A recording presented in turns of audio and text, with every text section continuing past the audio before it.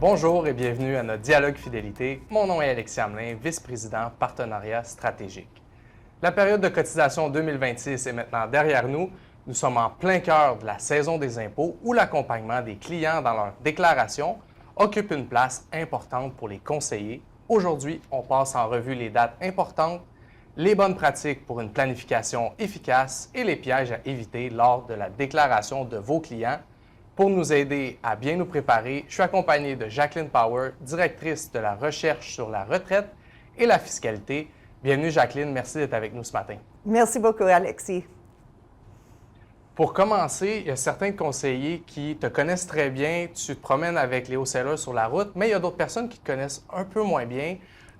Peux-tu faire le tour de ton rôle et de l'équipe que tu portes chez Fidélité? Oui, alors pour mon rôle, je travaille à travers du Canada. Alors, je travaille au Québec, aussi à Colombie-Britannique, vraiment à travers du pays.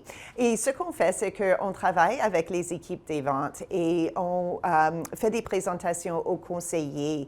On fait aussi des présentations aux particuliers aussi, dépendant de la situation.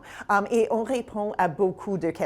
Alors, on reçoit beaucoup de courriels, on reçoit beaucoup d'appels aussi à propos de différentes questions pour la fiscalité, pour la retraite. Alors, ça, c'est la façon qu'on fonctionne. Nous sommes une équipe de 3 personnes, alors très occupées, avoir plus de 60 différentes équipes où on travaille avec à peu près 60 équipes. Mais c'est très intéressant et je l'aime beaucoup. Si vous avez des questions, c'est Jacqueline qui va vous aider au day-to-day avec votre équipe de vente, bien évidemment. Comme je l'ai mentionné, la saison des impôts est lancée. La plupart des investisseurs se préparent à faire leur déclaration. Quelles sont les dates clés, les rappels importants que tu aimerais partager aux conseillers sur la ligne? Oui. Alors, en premier, c'est important que les déclarations d'impôts se fassent par le 30 avril.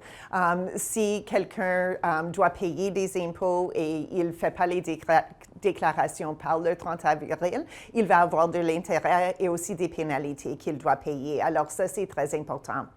S'il y a des personnes qui sont travailleurs indépendants, eux et leurs conjoints peuvent faire leur déclaration le 15 juin, mais s'ils ont des impôts à payer, ils doivent payer ces impôts par le 30 avril. Alors, c'est important, même s'ils ne font pas la déclaration, qu'ils ont une idée si oui ou non ils doivent payer des impôts parce qu'ils ne veulent pas avoir de l'intérêt, ils ne veulent pas avoir des pénalités aussi.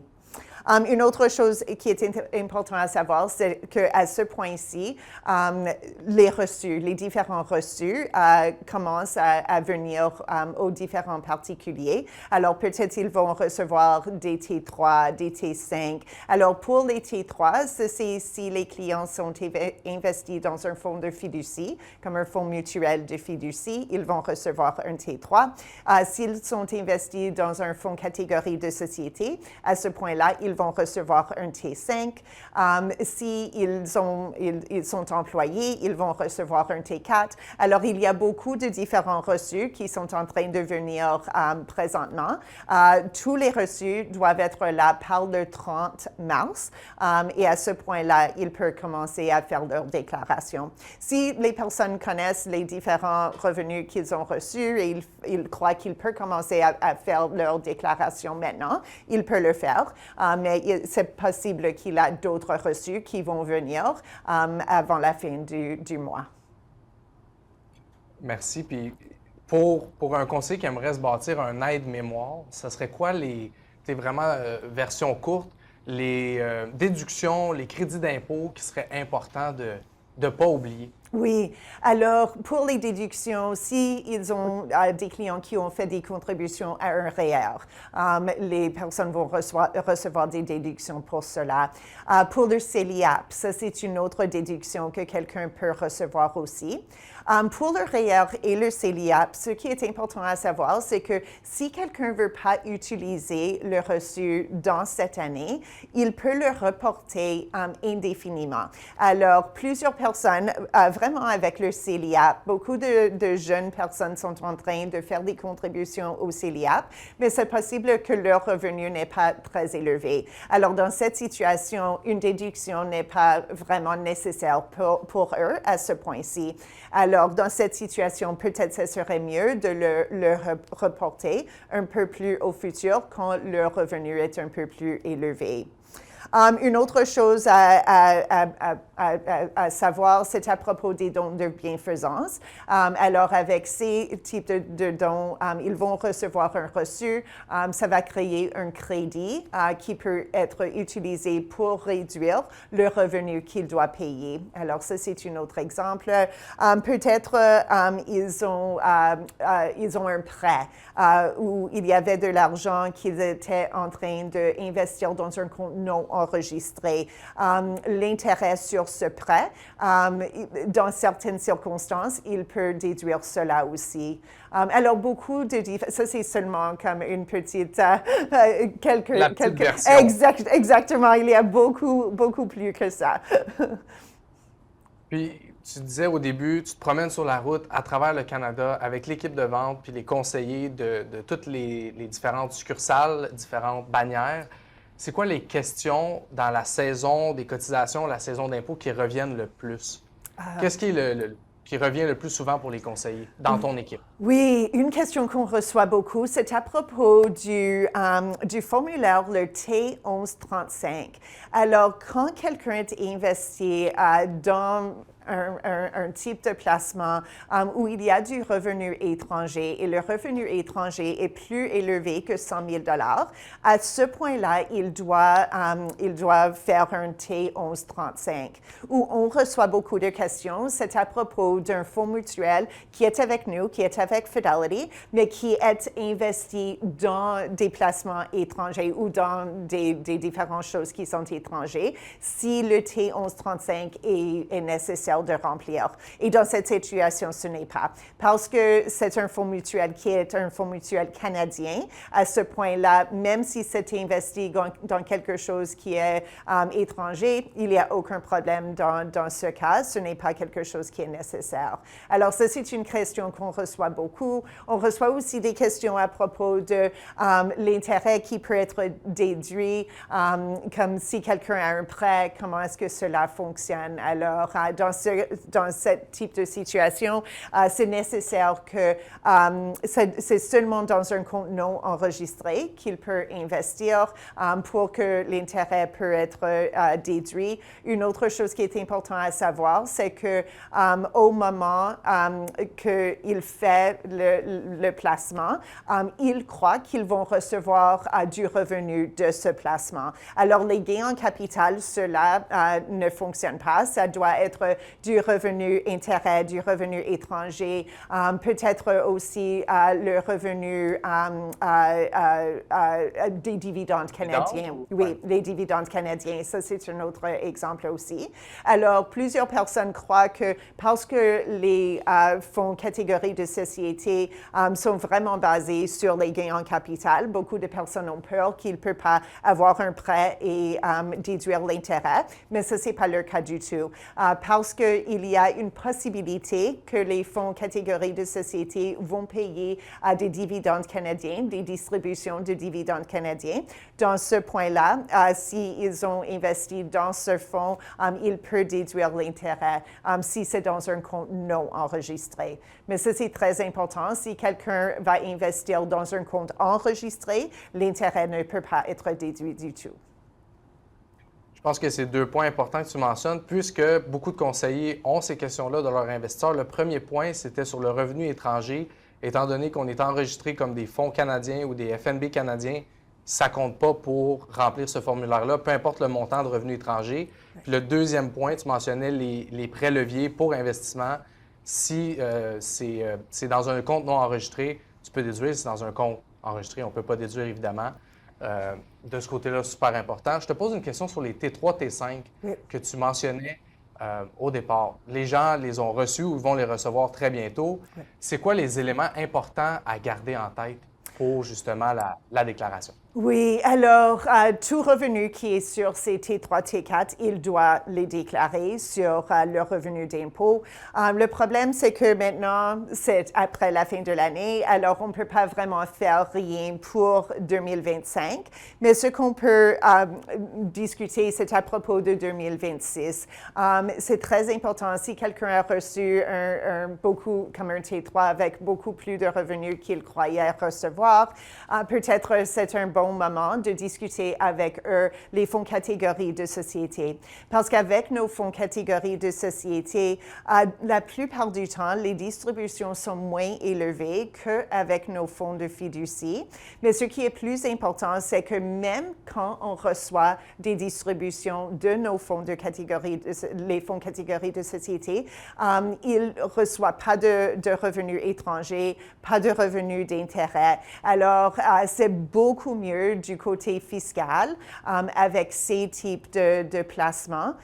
Aussi, parce que la façon que les fonds catégories de société sont créés, tous les fonds sont dans une corporation. Alors, ce qui arrive dans cette situation, c'est s'il y a des dépenses dans un fonds, on peut utiliser ces dépenses pour réduire ou même éliminer le revenu étranger et le revenu d'intérêt qui est dans un autre fonds. Parce que le tout, c'est dans une structure. Et la raison que cela, c'est très important, c'est parce que on peut pas, parce que c'est une corporation, on ne peut pas envoyer des distributions d'intérêts, non plus de revenus étrangers, dans nos fonds de catégorie de société. Alors, si on n'a pas assez de dépenses pour réduire l'intérêt et réduire le revenu étranger, ce qui arrive, c'est que ce revenu est bloqué dans la structure et ça va être imposé dans la structure et ça va affecter la valeur du fonds. Alors, ça c'est la raison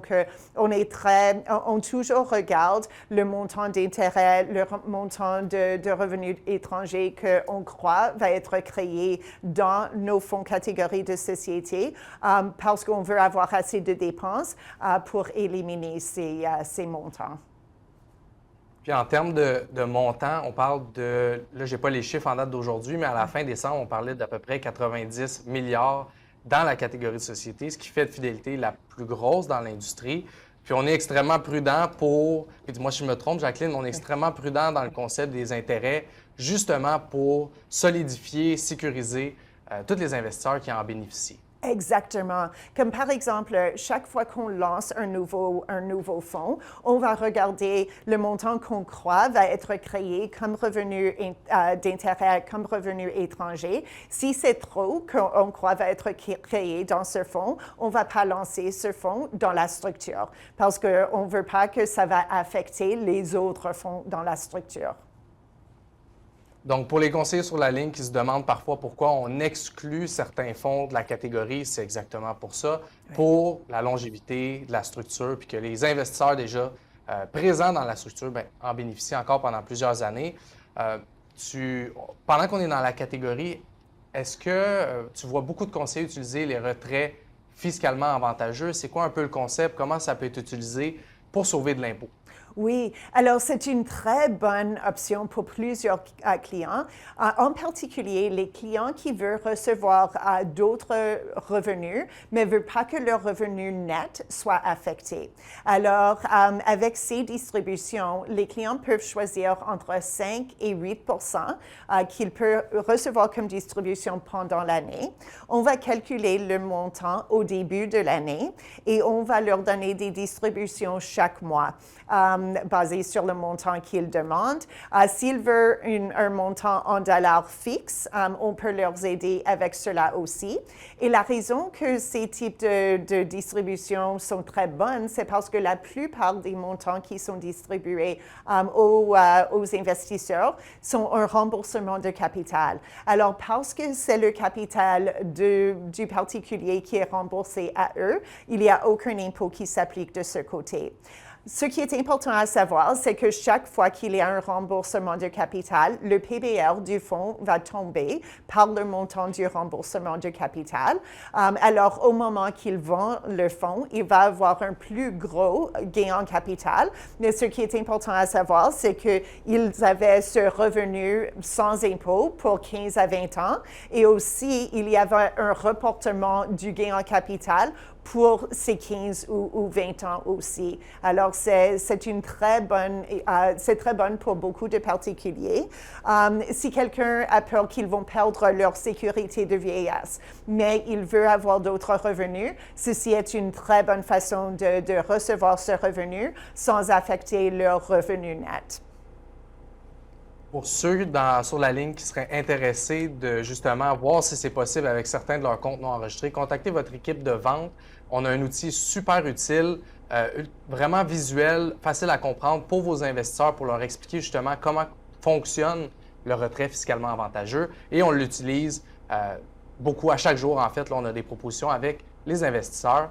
De ton côté, la déduction des honoraires des conseillers, on a vu quand même un changement vers la série A, série B, vers la série F pour justement ajuster l'honoraire. Qu'est-ce que tu vois de ton côté? Qu'est-ce qu'on peut déduire? Puis les pièges à éviter un petit peu de ce côté-là. Oui, alors c'est seulement pour les comptes non enregistrés. Alors avec les comptes enregistrés, ça ne fonctionne pas. Mais pour les comptes non enregistrés, dans cette situation, si le frais est pour des conseils que quelqu'un reçoit pour acheter ou vendre des placements, dans cette situation, le frais qui est payé devrait être déductible pour le particulier. Mais ce qui est important, c'est que cela ne fonctionne pas pour les commissions. Alors, les commissions qui sont payées pour acheter le fonds, ceux ne sont pas déductibles du tout. Aussi, quand on regarde la série F, c'est différent qu'avec la série B. Alors, avec la série B, c'est déduit par le fonds. Alors, l'investisseur va toujours recevoir les bénéfices de cela, mais ils ne vont pas le voir de la même façon. Avec la série F, ils vont le déduire sur leur déclaration d'impôt. Alors, c'est un peu différent de ce côté, mais on voit plusieurs situations où quelqu'un va déduire les frais de gestion au complet. Il ne peut pas déduire cela. Les frais de gestion vont être utilisés par comme quelqu'un, comme une compagnie comme Fidelity. Fidélité, exact. Exactement. Portion fidélité, portion conseil sur l'investissement, portion fidélité non déductible, portion conseil au niveau de l'investissement déductible. Ça m'amène à te poser une autre question sur, on en a parlé un petit peu au début, les prêts leviers. Oui. Un autre phénomène qu'on voit un petit peu plus dans les dernières années, même qu'il y a des produits qui sont lancés à levier, mais si quelqu'un décide de faire un prêt à son nom personnel pour l'investir, comment la déduction fonctionne de ce côté-là? Oui, alors c'est très important, comme on a discuté avant, que c'est dans un compte non enregistré en premier et que le client croit qu'il va recevoir un type de revenu de ce placement. S'il croit que cela arrive dans cette situation, il peut il peut déduire l'intérêt sur ce prêt. Mais ce qui est important à savoir, c'est qu'on a parlé à propos des versements fiscalement optimisés. Alors, si quelqu'un a fait un prêt et reçoit ces types de distribution, le montant d'intérêt qu'il peut déduire va être réduit chaque année parce que le montant qui est investi dans ce placement est aussi réduit chaque année par chaque distribution qui se fait. Alors, ça, c'est une place où on croit que plusieurs personnes ne croient pas qu'il doit réduire le montant de la déduction, mais ça, c'est quelque chose qui est très important. Juste pour être sûr, c'est la première fois que j'entends ce point. Puis je pense que plusieurs conseillers ou investisseurs ont peut-être cette malcompréhension. Si on investit dans un prêt levier avec un certain montant, on va dire 100 000, oui. Et qu'on met un retrait dans le fait fiscalement avantageux qui nous donne des liquidités à chaque mois et qu'on utilise ces liquidités-là pour rembourser le prêt, bien, notre montant de déduction va réduire du même montant. Donc peut-être 95, 90, 85, ainsi de suite. C'est ça? Exactement. OK. Ouais. OK. Merci pour la clarification. Oui. Je vais sortir meilleur fiscalement de de ce petit point. Au niveau des dons de charité, Oui. qu'est-ce qui est important pour le conseiller de se souvenir? Oui. Alors, pour ces types de dons, les dons ont dû être faits par le 31 décembre de 2025 pour être utilisés sur leur déclaration d'impôt pour 2025. Alors, s'ils ont fait ces dons, ils ont beaucoup de flexibilité. Ce que je veux dire par cela, c'est s'il y a deux conjoints, les deux ont fait des dons de bienfaisance. Dans cette situation, le conjoint qui a le revenu le plus élevé, la plupart du temps, c'est cette personne qui va utiliser les reçus pour les dons parce que ça va leur aider le plus, parce que quand ce type de don est fait, il y a un crédit qui va être créé par ce don et ce crédit va réduire le revenu pas le revenu imposable, mais le revenu payable par le particulier. Alors, ça va réduire le montant qu'il doit payer comme impôt. Une chose qui est importante à savoir, c'est que quand un don est fait, ça peut être utilisé pour 75% du revenu net de la personne. Pour les années du décès et l'année avant le décès, ça peut être utilisé pour 100% de leur revenu net. Si quelqu'un a fait des gros dons et il ne peut pas utiliser le montant au complet, il peut le reporter pour un maximum de 5 ans. Alors, beaucoup de flexibilité de ce côté à propos des dons.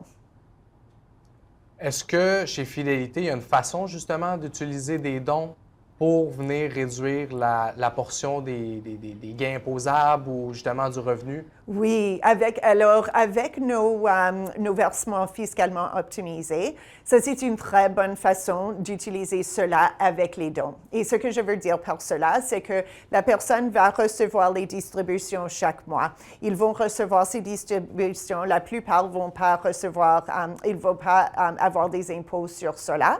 Alors, il peut recevoir ce revenu sans impôt, mais comme j'ai dit avant, le PBR tombe par chaque distribution. Alors, quand il veut vendre le placement, ce qu'il peut faire, c'est au lieu de vendre le placement, il peut faire un don de bienfaisance. Dans cette situation, le taux d'inclusion pour gain en capital va être 0 et aussi le client va recevoir un reçu de don aussi. Alors, c'est très bon pour les clients qui veulent recevoir du revenu sans impôt, mais qui sont aussi, ils font des dons de bienfaisance aussi. Et ça, c'est quelque chose, ils sont philanthropiques. Ça, c'est le mot que je voulais trouver. Vouloir faire un don. On s'entend sur ça. Il faut pouvoir faire un don pour utiliser cette stratégie-là. Si jamais vous avez des questions, évidemment, on peut faire une rencontre avec l'équipe de vente et Jacqueline pour éclairer qu'est-ce qui peut être utilisé de ce côté. On rentre un petit peu dans la portion technique de la présentation au niveau des fiducies, en fiducie pour. Qu'est-ce qui est important justement de ce côté-là? Un sujet un peu plus technique, mais c'est de plus en plus utilisé. Donc, c'est sûr que les clients ont des questions sur ça. Oui, alors pour les fiducies simples, et ça c'est les comptes qui sont conjoints, aussi, comme vous avez dit, les comptes qui sont en fiducie pour, dans ces types de comptes, ils sont considérés comme être des fiducies simples. Et ce que le gouvernement a dit dans le budget de 2022, c'est qu'il voulait avoir plus d'informations à propos de tous les différents fiducies au Canada. Mais ce qui est arrivé, c'est que quand ils ont dit tous les fiducies, c'était aussi les fiducies simples qui étaient dans ce paquet aussi.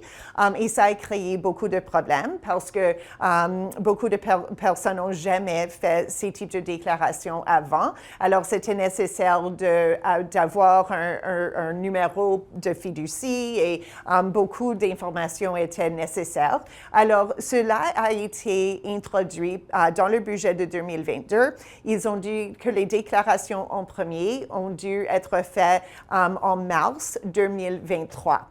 Mais ce qui est arrivé, c'est jusqu'avant la fin de mars, le gouvernement a pris la décision que non, ils ne vont pas procéder à ce point-ci. Alors, ils ont pris la décision que les déclarations pour les fiducies simples ne doivent pas se faire que le 31 décembre de 2025. Mais ils sont rendus jusqu'avant le 31 décembre de 2025. Ils ont dit encore, ils ne sont pas prêts pour accepter toutes ces différentes déclarations. Alors maintenant, à ce point-ci, ça va être le 31 décembre de 2026. Alors, on va voir. C'était retardé à plusieurs reprises. Alors, on va voir ce qui arrive à la fin de l'année, si c'est quelque chose qu'ils vont pousser encore. Mais à ce point-ci, il dit que les déclarations doivent se faire à ce point-là. Une exception, c'est que si le gouvernement demande à quelqu'un de faire une déclaration, il doit le faire. Mais si une demande n'est pas faite, aucune déclaration est nécessaire avant le 31 décembre. Donc, pour les investisseurs qui auraient des fiducies, à part si le gouvernement spécifiquement demande pour cette personne, on attend l'année prochaine. Exactement. C'est une pause, en fait, que le gouvernement a donnée à tout le monde. Exactement. On arrive bientôt à la fin de la web émission, Jacqueline. Dernière question, rapidement, REER, CELI, CELIAP, un petit round là, sur les différents comptes, les petits pièges à éviter au niveau de la déclaration, puis mot de la fin pour les conseillers sur la ligne. Oui, alors, à propos des différents types de comptes, c'est vraiment dépendant de la personne. Alors, par exemple, si quelqu'un est assez jeune, ils sont en train de commencer à travailler, pour eux, dans la plupart du temps, ce n'est pas nécessaire d'avoir la déduction du REER. Alors, dans cette situation, on voit que la plupart des personnes vont maximiser le montant qu'ils contribuent au CELI. On voit aussi les personnes qui sont assez jeunes, ils veulent acheter une maison. Alors, dans ce cas, pour eux, c'est une bonne idée de procéder avec le CELIAP. Parce qu'avec le CELIAP, c'est vraiment une balance entre un REER et le CELI, parce qu'ils vont recevoir une déduction pour le montant qui est contribué, mais s'il fait un retrait pour acheter une maison, dans cette situation, il n'y a aucun impôt qui s'applique dans cette situation. Encore, s'il fait une contribution au CELIAP, mais le revenu est assez bas à ce point-ci, il peut reporter cette déduction indéfiniment au futur. Alors, quand le revenu est plus élevé, à ce point-là, il peut commencer à utiliser cette déduction. L'autre, s'ils ont maximisé le CELI, à ce point-là, ils veulent commencer à contribuer à un compte non enregistré. S'ils ont un revenu assez élevé, dans cette situation, les fonds catégorie de société sont très bons pour eux. Merci d'avoir écouté cette balado-diffusion Dialogue Fidélité. Si ce n'est pas déjà fait, abonnez-vous à Dialogue Fidélité sur la plateforme de balado-diffusion de votre choix. Et si vous aimez ce que vous entendez, laissez un commentaire ou une note de 5 étoiles. Pour plus de renseignements sur les web émissions en direct à venir, veuillez consulter fidélité.ca. N'oubliez pas de suivre Fidélité Canada sur LinkedIn, YouTube et Instagram et de vous abonner au Dialogue Fidélité sur votre plateforme de balado-diffusion préférée. Nous conclurons la balado-diffusion d'aujourd'hui par une note légale. Les opinions exprimées dans cette balado-diffusion sont celles des participants. Elles ne reflètent pas nécessairement le point de vue de Fidélité Investissement Canada SRI ou de ses sociétés affiliées. Cette balado-diffusion est fournie à titre d'information seulement et ne doit pas être interprétée comme des conseils en placement ou des conseils d'ordre juridique ou fiscal. Elle ne constitue pas une offre d'achat ou de vente et Fidélité n'appuie, ne recommande ou ne parraine aucun des titres ou des entités mentionnés. Veuillez lire le prospectus d'un fonds avant d'investir. Les fonds ne sont pas garantis. Leur valeur est appelée à fluctuer fréquemment et le rendement passé pourrait ou non être reproduit. Les placements dans les fonds sont assortis de frais, de dépenses et de commissions. Merci d'avoir regardé et à la prochaine!